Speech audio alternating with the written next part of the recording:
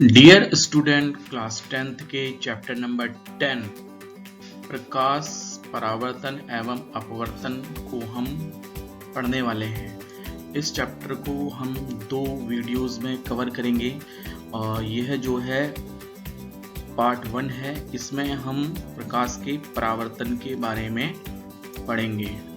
आइए जानते हैं कि परावर्तन क्या होता है। प्रकाश का परावर्तन यानी रिफ्लेक्शन ऑफ लाइट। प्रकाश का किसी तल से टकराकर वापस उसी माध्यम में लौट जाने की जो घटना है उसको हम कहते हैं प्रकाश का परावर्तन। यह किस प्रकार से होता है इसको हम एनिमेशन के द्वारा समझ लेते हैं। सपोज कि यहाँ पर हमने एक ये सतह बनाई है। अब इसके ऊपर जो है लाइट रेज गिरती हैं। ये क्या है? प्रकाश की किरणें हैं ये, और इस सतह से टकराकर ये वापस उसी माध्यम में लौट जाती हैं। तो ये घटना जो है हम इसको क्या कहते हैं? इसको हम बोलते हैं प्रकाश का परावर्तन यानी रिफ्लेक्शन ऑफ लाइट, यानी कि प्रकाश का किसी तल से टकराकर उसी माध्यम में वापस लौट जाने का जो प्रोसेस है उसको क्या कहा जाता है? प्रकाश का परावर्तन कहा जाता है। अब ये जो परावर्तन है वो क्या किस पर निर्भर करता है? जो प्रकाश का परावर्तन परावर्तक तल पर निर्भर करता है, यानी कि ये क्या है? जहाँ से टकराकर जो प्रकाश की किरणें उसी माध्यम में लौट जा रही हैं उसे हम क्या कहते हैं? परावर्तक तल कहते हैं। अगर परावर्तक तल जो है चमकदार होगा और चिकना होता है तो परावर्तन की घटना अधिक होती है, और अगर यह चमकदार नहीं होता और खुरदरा होता तो परावर्तन बहुत कम होता है। आपतित किरण, परावर्तित किरण, अभिलंब, आपतन कोण और परावर्तन कोण, इनके बारे में जान लेते हैं। जब कोई प्रकाश की किरण जो है वो किसी सतह पर आके टकराती है तो उसको आपतित किरण कहा जाता है। परावर्तन के पश्चात जो किरण वापस लौटती है उसको हम परावर्तित किरण कहते हैं। जिस पॉइंट पे आपतित किरण जो है टकराएगी वहां से जो तल है उस बिंदु पर जो हम एक लंबवत जो रेखा खींचते हैं उसको हम अभिलंब कहते हैं। यानी कि जो प्रकाश की किरण सतह से टकराती है उसको आपतित किरण कहा जाता है, जबकि टकराने के पश्चात वापस लौटने वाली किरण परावर्तित किरण कहलाती है। जिस बिंदु पर प्रकाश की किरण आपतित होती है उस पर पृष्ठ के लंबवत खींची गई रेखा को अभिलंब कहते हैं। आपतन कोण और परावर्तन कोण। आपतित किरण व अभिलंब के मध्य बना हुआ कोण आपतन कोण कहलाता है, जबकि परावर्तन कोण क्या होता है? परावर्तित किरण व अभिलंब के मध्य बना हुआ जो कोण है उसको हम परावर्तन कोण कहते हैं। अब हम समझते हैं परावर्तन के नियम, लॉ ऑफ रिफ्लेक्शन। तो परावर्तन के 2 नियम होते हैं। सबसे पहला नियम क्या हुआ? जब कोई प्रकाश की किरण किसी सतह पर आपतित होती है, परावर्तन के पश्चात क्या होता है कि जो आपतन कोण है और परावर्तन कोण है वो दोनों आपस में क्या होते हैं? बराबर होते हैं। दूसरा नियम क्या कहता है कि आपतित किरण यानी कि ये परावर्तित किरण और अभिलंब तीनों एक ही तल पर स्थित होते हैं। तो फर्स्ट नियम कहता है कि आपतन कोण और परावर्तन कोण बराबर होते हैं, तथा दूसरा नियम क्या कहता है कि आपतित किरण, परावर्तित किरण तथा अभिलंब एक ही तल पर स्थित होते हैं। तो ये दोनों क्या है? परावर्तन के नियम हैं। अब है गोलीय दर्पण। सबसे पहले दर्पण क्या होता है? दर्पण एक चमकदार सतह होती है जिससे कि प्रकाश का परावर्तन होता है। तो इसकी एक साइड जो होती है वो चमकदार होती है तथा दूसरी साइड पर लाल रंग का लेप होता है। गोलीय दर्पण क्या होते हैं? गोलीय दर्पण ऐसे दर्पण जिनका परावर्तक पृष्ठ गोलीय होता है गोलीय दर्पण कहलाते हैं। ये 2 प्रकार के होते हैं। जैसे यहाँ पर है उत्तल दर्पण। उत्तल दर्पण क्या होता है? इसका जो परावर्तक पृष्ठ कैसा होगा? उभरा हुआ होगा। जैसे यहाँ पर ये क्या है? ये जो इसका परावर्तक पृष्ठ है वो क्या है? उभरा हुआ है। तो यह एक क्या होता है, अपसारी दर्पण होता है जो कि लाइट रेस को क्या करता है, फैलाता है। और इसका उपयोग जो होता है वो स्ट्रीट लाइट्स और वाहनों के चालकों की सीट के पास जो पीछे के दृश्य देखने के लिए जो रियर मिरर होता है उस पर होता है। रोड साइड मोड़ों पर जो है इन दर्पणों का यूज होता है। जबकि अवतल दर्पण क्या होते हैं, अवतल दर्पण वे दर्पण होते हैं जिनका परावर्तक जो पृष्ठ है वो अंदर की ओर को धंसा हुआ होगा। इसका उपयोग जो है जो हेयर ड्रेसर की दुकान पर होता है, दंत चिकित्सक के पास जो डेंटल मिरर होता है, टॉर्च में इस मिरर का यूज होता है, वाहनों की हेडलाइट में इस मिरर का उपयोग होता है। डियर स्टूडेंट, गोलीय दर्पण से संबंधित कुछ परिभाषाओं को अब हम जान लेते हैं। सबसे पहले ध्रुव, पोल। गोलीय दर्पण के परावर्तक पृष्ठ के केंद्र बिंदु को गोलीय दर्पण का ध्रुव कहते हैं। जैसे यहाँ पर एक अवतल दर्पण हमने बनाया है, इसका परावर्तक पृष्ठ जो है ये हमको दिखाई दे रहा है। तो और इसी प्रकार से जो क्या नाम कहते हैं उत्तल दर्पण है, इसका परावर्तक पृष्ठ हमको ये इस तरीके से दिखाई दे रहा है। तो इनका जो केंद्र बिंदु है यहाँ पर, इसको हम क्या कहेंगे, दर्पण का ध्रुव कहेंगे। तो दर्पण का ध्रुव क्या होता है कि जो गोलीय दर्पण होते हैं उनके परावर्तक पृष्ठ का जो केंद्र बिंदु है उसको हम क्या कहते हैं, दर्पण का ध्रुव कहते हैं। वक्रता केंद्र, गोलीय दर्पण जिस गोले का भाग होता है उसके केंद्र को गोलीय दर्पण का वक्रता केंद्र कहते हैं, या वो जो है गोलीय दर्पण का वक्रता केंद्र कहलाता है। जैसे ये दर्पण है तो सपोज ये अगर इसका ये एक जिस गोले का भी ये भाग होगा तो उसका जो केंद्र है वो क्या कहलाएगा, गोलीय दर्पण का वक्रता केंद्र कहलाएगा। इसी प्रकार ये उत्तल दर्पण है, उत्तल दर्पण जिस गोले का भाग होगा तो उसका केंद्र जो है वो उत्तल दर्पण का वक्रता केंद्र कहलाता है। तो जो अवतल दर्पण है, अवतल दर्पण का वक्रता केंद्र परावर्तक पृष्ठ के आगे होता है, जबकि उत्तल दर्पण का जो वक्रता केंद्र है वो परावर्तक पृष्ठ के पीछे स्थित होता है।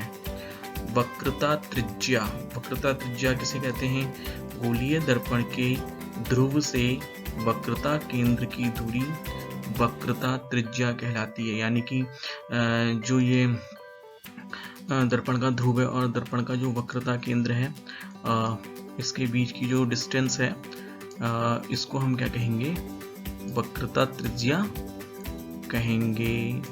यानी कि जो दर्पण का जो ध्रुव है और दर्पण के वक्रता केंद्र के बीच की दूरी क्या कहलाती है, गोलीय दर्पण की वक्रता त्रिज्या कहलाती है। इसे स्मॉल r से हम प्रदर्शित करते हैं।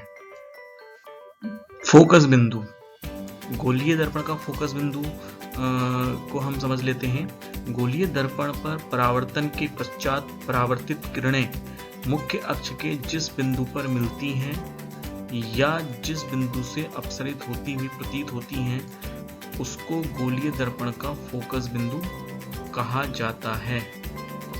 तो यहाँ पर हम जो है इसको एनिमेशन से समझ लेते हैं। यहाँ पर हमने एक अवतल दर्पण बनाया है और एक यहाँ पर उत्तल दर्पण बनाया है, तो इनका किरण आरेख जरा देख लेते हैं। तो सबसे पहले जैसे हमने देखा कि अवतल दर्पण पर जो ये मुख्य अक्ष के समांतर आपतित होने वाली इंसिडेंट होने वाली जो प्रकाश की किरणें हैं वो परावर्तन के पश्चात मुख्य अक्ष के जिस बिंदु पर केंद्रित हो जाएंगी उसे हम अवतल दर्पण का फोकस बिंदु कहेंगे। और उसी प्रकार से उत्तल दर्पण में क्या होता है कि जो मुख्य अक्ष के समांतर इंसिडेंट पर आपतित होने वाली जो प्रकाश की किरणें हैं वो परावर्तन के पश्चात जिस बिंदु से अपसरित होती हुई यानी कि फैलती हुई प्रतीत होती हैं उस बिंदु को उत्तल दर्पण का फोकस बिंदु कहते हैं। यानी कि जो फोकस बिंदु क्या होता है कि गोलीय दर्पण पर परावर्तन के पश्चात परावर्तित किरणें मुख्य अक्ष के जिस बिंदु पर मिलती हैं अवतल दर्पण पे या जिस बिंदु से अपसरित होती हुई प्रतीत होती हैं उत्तल दर्पण में, तो उस बिंदु को गोलीय दर्पण का क्या कहते हैं, फोकस बिंदु कहते हैं। तो जो फोकस बिंदु है, फोकल पॉइंट है, वो अवतल दर्पण का जो है परावर्तक पृष्ठ के सामने होता है, जबकि उत्तल दर्पण में वो परावर्तक पृष्ठ के पीछे यानी कि दर्पण के पीछे स्थित होता है। इसके बाद गोलीय दर्पण के ध्रुव से फोकस बिंदु तक की दूरी को गोलीय दर्पण की फोकस दूरी कहते हैं। यानी कि जो ये दर्पण का ध्रुव है और दर्पण का जो फोकस बिंदु है, इसके मध्य की जो दूरी है उसको हम दर्पण की फोकस दूरी कहेंगे।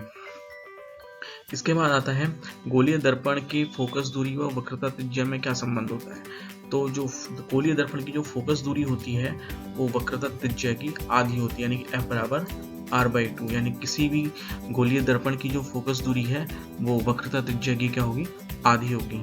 अगर हमारे पास किसी दर्पण की वक्रता त्रिज्या दी गई होगी तो इस फार्मूले से हम उसकी फोकस दूरी हम ज्ञात कर सकते हैं। डियर स्टूडेंट, गोलीय दर्पणों द्वारा प्रतिबिंब बनने की किरण आरेख को किस प्रकार बनाते हैं उसको हम समझ लेते हैं। इसके लिए कुछ रूल्स जो होते हैं वो फॉलो करने होते हैं। जैसे इसमें यहाँ पर देखिए, जैसे सपोज गोलीय दर्पण पर मुख्य अक्ष के समांतर आपतित होने वाली प्रकाश की किरण परावर्तन के पश्चात दर्पण के फोकस से होकर गुजरती है। ये किस में होता है, अवतल दर्पण में होता है, या फोकस से अपसरित होती हुई प्रतीत होती है, ये उत्तल दर्पण में होता है। तो दोनों को हम एक बार देख लेते हैं। जैसे अवतल दर्पण पर मुख्य अक्ष के समांतर ये प्रकाश की किरण आपतित होती है, तो परावर्तन के पश्चात ये सीधे फोकस से होती हुई गुजर जाएगी। जबकि उत्तल दर्पण में क्या होगा, जो मुख्य अक्ष के समांतर आपतित होने वाली जो प्रकाश की किरण है वो फोकस दूरी से अपसरित होती हुई या फैलती हुई हमको प्रतीत होती है। दूसरा पॉइंट है कि जब गोलीय दर्पण के फोकस से होकर आने वाली या आते हुए प्रतीत होने वाली आपतित किरण परावर्तन के पश्चात अक्ष के समानांतर हो जाती है। ये किस प्रकार से होता है अवतल दर्पण में, जैसे यहाँ पे देख लेते हैं। यहाँ पर जो ये अवतल दर्पण में एक जो फोकस से होती हुई एक किरण जो है वो आपतित हुई है और परावर्तन के पश्चात ये जो मुख्य अक्ष है इसके समांतर हो जाएगी। जबकि ये जो उत्तल दर्पण है, उत्तल दर्पण में ये जो किरण है ये फोकस की तरफ को आती हुई दिखाई दे रही है। तो इस पॉइंट पे जब ये परावर्तित होगी तो ये जो है मुख्य अक्ष के समांतर हो जाती है। तीसरा पॉइंट है गोलीय दर्पण के वक्रता केंद्र से होकर आपतित होने वाली प्रकाश की किरण परावर्तन के पश्चात उसी दिशा में लौट जाती हैं। जैसे यहाँ पर गोलीय दर्पण इसका अवतल दर्पण इसका वक्रता केंद्र यहाँ पर है, यहाँ पे हमको दिखाई दे रहा है। तो अगर जो है यहाँ पर जैसे कहना चाहिए इस वक्रता केंद्र से कोई पास होती हुई अगर कोई प्रकाश की किरण है तो रिफ्लेक्शन के बाद परावर्तन के पश्चात ये उसी दिशा में जिसे कहना चाहिए लौट जाएगी। और उसी प्रकार ये उत्तल दर्पण में हम देख लेते हैं कि ये वक्रता केंद्र की ओर आती हुई जो किरण प्रतीत हो रही है ये परावर्तन के पश्चात उसी दिशा में जिसे कहना चाहिए रिफ्लेक्ट हो जाएगी। फोर्थ पॉइंट जो है वो क्या कहता है, फोर्थ पॉइंट ये कहता है कि दर्पण के ध्रुव P पर त्रियक यानी कि इंक्लाइंड जो आपतित प्रकाश की किरण है आपतन कोण के समान कोण बनाती हुई त्रियक दिशा में परावर्तित होती है। जैसे यहाँ पर अवतल दर्पण है, अवतल दर्पण का जो ध्रुव है इधर है, ठीक है। तो यहाँ पर अगर कोई ऑब्लिकली जिसे कहना चाहिए कोई प्रकाश की किरण जो है अगर इंसिडेंट होती आपतित होती है तो परावर्तन के पश्चात बिल्कुल यहाँ पे जो आपतन कोण के बराबर कोण बनाती परावर्तन कोण बनाती हुई जो है वो परावर्तित हो जाएगी, ठीक है। इसी प्रकार जो है उत्तल दर्पण में अगर इसके जो ये ध्रुव पर जो आपतित होने वाली जो प्रकाश की किरण है वो भी त्रियक दिशा में ही मतलब ऑब्लिकली जो है वो रिफ्लेक्ट होगी। आपतन कोण और परावर्तन कोण जिसमें क्या होते हैं बराबर होते हैं। तो इस प्रकार हम देखते हैं कि इस प्रकार से प्रकाश की जो किरणें हैं वो जो है गोलीय दर्पण पर इंसिडेंट होती हैं और रिफ्लेक्शन के बाद जो रिफ्लेक्टेड रेज हैं तो रिफ्लेक्शन के बाद परावर्तन के पश्चात कम से कम दो जो परावर्तित किरणें हैं जहाँ पर भी एक दूसरे को इंटरसेप्ट करेंगी काटेंगी तो वहाँ पर ऑब्जेक्ट का प्रतिबिंब बन जाता है। और अब हम आगे देखेंगे कि उत्तल दर्पण द्वारा अवतल दर्पण द्वारा विभिन्न स्थितियों में जो ऑब्जेक्ट्स रखे होते हैं विभिन्न स्थितियों में जो वस्तुएं रखी होती हैं तो उनके प्रतिबिंब किस प्रकार बनते हैं। गोलीय दर्पण द्वारा प्रतिबिंब का बनना। अब हम जानते हैं कि अवतल दर्पण द्वारा किस प्रकार वस्तुओं के प्रतिबिंब बनते हैं। जब कोई वस्तु अनंत पे रखी यानी इन्फिनिटी पे रखी है तो किस प्रकार से उसका प्रतिबिंब बनेगा। तो यहाँ पे हम किरण आरेख द्वारा समझ लेते हैं कि जो अनंत पे रखी वस्तु से जो प्रकाश की किरणें जो आपतित हो रही हैं वो परावर्तन के पश्चात जो है जो ये फोकस बिंदु है यहाँ पर आकर के केंद्रित हो जाती हैं। तो जो प्रतिबिंब जो बनता है जब वस्तु अनंत पर रखी होती है तो अवतल दर्पण द्वारा वस्तु का प्रतिबिंब दर्पण के फोकस बिंदु पर बनता है और प्रतिबिंब अत्यंत छोटा बिल्कुल पिन के आकार का होता है, वास्तविक होता है तथा इन्वर्टेड उल्टा जिसे कहना चाहिए प्रतिबिंब बनता है। यानी कि जब वस्तु अनंत पर रखी होती है तो प्रतिबिंब कहाँ बनेगा, फोकस पे बनेगा दर्पण के और बहुत ही छोटा वास्तविक तथा उल्टा बनता है। सेकंड है जब वस्तु अवतल दर्पण के वक्रता केंद्र यानी कि सी सेंटर ऑफ कर्वेचर से परे रखी, यानी कि जो वस्तु है अवतल दर्पण के जो वक्रता केंद्र उससे दूर रखी है तो उसका प्रतिबिंब किस प्रकार बनेगा। इसका किरण आरेख देख लेते हैं। इस तरीके से जो वस्तु से जो प्रकाश की किरणें जो है वो आपतित होती हैं दर्पण के ऊपर और फिर परावर्तन के पश्चात जो है वो दर्पण का जो फोकस है और दर्पण का जो वक्रता केंद्र इसके बीच पे एक दूसरे को परावर्तित किरणें काटती हैं तो वहां पर जो है एक प्रतिबिंब बनता है। तो इस प्रकार हम देखते हैं अगर जब वस्तु जो है अवतल दर्पण के वक्रता केंद्र से दूर रखी होती है तो प्रतिबिंब जो है अवतल दर्पण के फोकस बिंदु और वक्रता केंद्र के मध्य बनता है और हम देख सकते हैं कि प्रतिबिंब जो है वस्तु से छोटा, उल्टा व वास्तविक होता है। जब वस्तु अवतल दर्पण के वक्रता केंद्र और फोकस बिंदु के मध्य रखी हो, यानी कि जो वस्तु की ऑब्जेक्ट की जो पोजीशन है वो फोकस और वक्रता केंद्र यानी कि सेंटर ऑफ कर्वेचर के बीच में हो तो क्या होता है, इसका हम किरण आरेख देख लेते हैं। इस तरीके से इसका किरण आरेख बनता है। तो जो इमेज है वो यहाँ पर बन रही है। इसका मतलब क्या हुआ कि जब वस्तु अवतल दर्पण और अवतल दर्पण के वक्रता केंद्र और फोकस बिंदु के मध्य रखी है तो प्रतिबिंब जो है ऑब्जेक्ट का जो इमेज है वो दर्पण के वक्रता केंद्र से परे बनता है, यानी कि वक्रता केंद्र जो ये सी है सेंटर ऑफ कर्वेचर इससे जो है वो दूर बनेगा और कैसा होगा, ये वस्तु से बड़ा होगा, वास्तविक होगा और उल्टा बनेगा। अब फोर्थ पोजीशन हम ऑब्जेक्ट की देख लेते हैं। जब वस्तु जो है अवतल दर्पण के वक्रता केंद्र यानी कि सी पे रखी है, जो सी है यहाँ पर अगर जो है वस्तु रखी है, ऑब्जेक्ट रखा है तो क्या होता है, इसका हम एक रे डायग्राम किरण आरेख देख लेते हैं। इस तरीके से ये रे डायग्राम है और तो हम यहाँ पे देखते हैं कि जो इमेज जो बन रही है वो सी पर ही बन रही है। प्रतिबिंब अवतल दर्पण के वक्रता केंद्र पर ही बनता है। प्रतिबिंब जो होता है वस्तु के समान होता है, वास्तविक होता है और उल्टा होता है। यानी कि जब वस्तु जो होती है अवतल दर्पण के वक्रता केंद्र सी पर होती है तो इमेज भी वहीं पर बनेगी और वस्तु के बराबर बनेगी और इन्वर्टेड बनेगी और रियल बनेगी।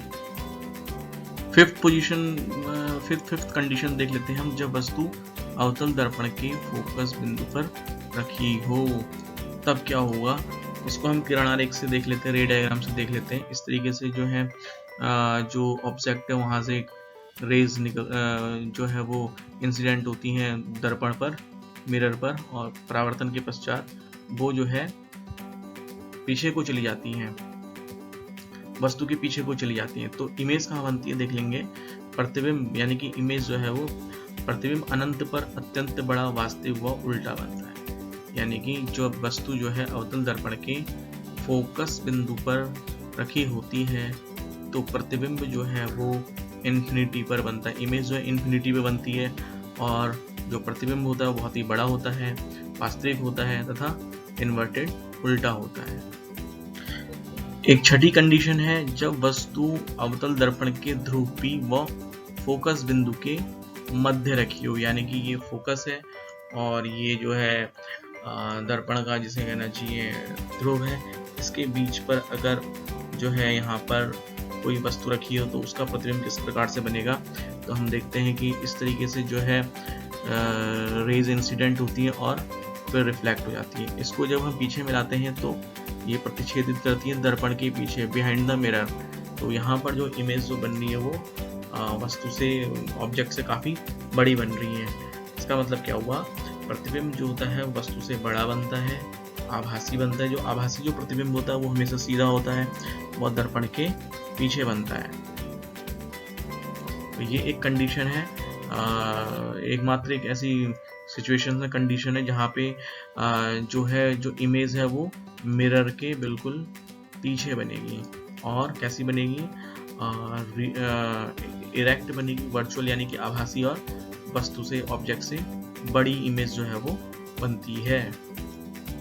अब जो है हम उत्तल दर्पण, कॉन्वेक्स मिरर से किस प्रकार से जिसे कहना चाहिए इमेज फॉर्मेशन होता है ऑब्जेक्ट्स का, वो देख लेते हैं। इसकी केवल 2 कंडीशन है। सबसे पहली कंडीशन क्या है, जब वस्तु अनंत पर रखी हो, यानी कि when object is placed at infinity. तो क्या होगा, यहाँ से देखिए इस तरीके से जो है रेज वो इंसिडेंट हुई, और रिफ्लेक्शन के बाद ये जो है फोकस पर जिसे कहना चाहिए मिलती भी प्रतीत होती है, यहाँ पर जो है वो इंटरसेप्ट करती है। तो इमेज जो है वो फोकस पे बनेगी। किस तरह से बनती है, प्रतिबिंब दर्पण के पीछे फोकस बिंदु पर और बिंदु के आकार का, यानी कि बिल्कुल पॉइंट साइज आभासी व सीधा बनता है, यानी कि वर्चुअल एंड इरेक्ट बनता है। तो जब वस्तु अनंत पर रखी होती है उत्तल दर्पण के कॉन्वेक्स मिरर के केस में, तो जो इमेज है, प्रतिबिंब है, वो दर्पण के पीछे बनता है, फोकस बिंदु पर बनता है, बिंदु के आकार का होता है, आभासी व सीधा बनता है। अब हम सेकंड कंडीशन देख लेते हैं उत्तल दर्पण के लिए। तो जब ऑब्जेक्ट वस्तु जो है अनंत और दर्पण के ध्रुव P के मध्य कहीं रखी हुई है, तब क्या होता है, इसका हम रे डायग्राम देख लेते हैं। रे डायग्राम इस प्रकार से है। हम देखते हैं कि इमेज जो है वो यहाँ पर, यानी कि दर्पण के जो ध्रुव है और फोकस के मध्य जो है वो फॉर्म हो रही है। तो इसका मतलब ये हुआ कि जो प्रतिबिंब जो है वो दर्पण के ध्रुव P और फोकस के मध्य बनता है। ये जो इमेज होती है वो छोटी होती है, मतलब प्रतिबिंब जो है छोटा होता है, आभासी होता है और सीधा होता है। अब ये है दर्पण सूत्र या मिरर फार्मूला।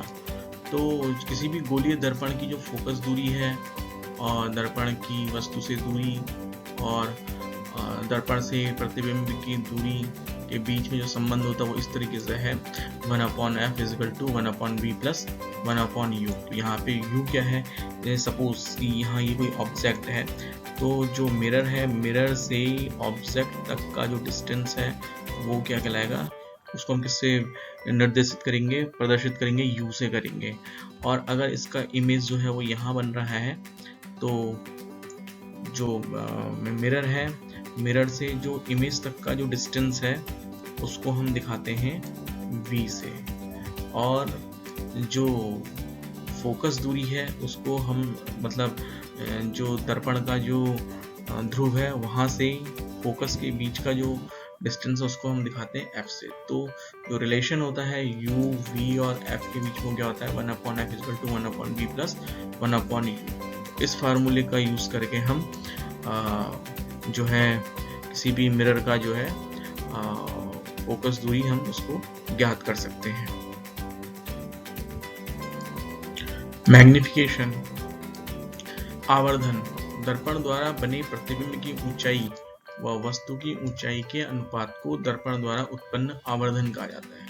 यानी कि दर्पण द्वारा जो भी प्रतिबिंब बनता है वो उसकी जो ऊंचाई है और जो वस्तु की जो ऊंचाई है उसके जो अनुपात को हम क्या है, दर्पण का हम क्या कहेंगे, दर्पण द्वारा उत्पन्न हम आवर्धन कहेंगे। यानी कि m = h/h।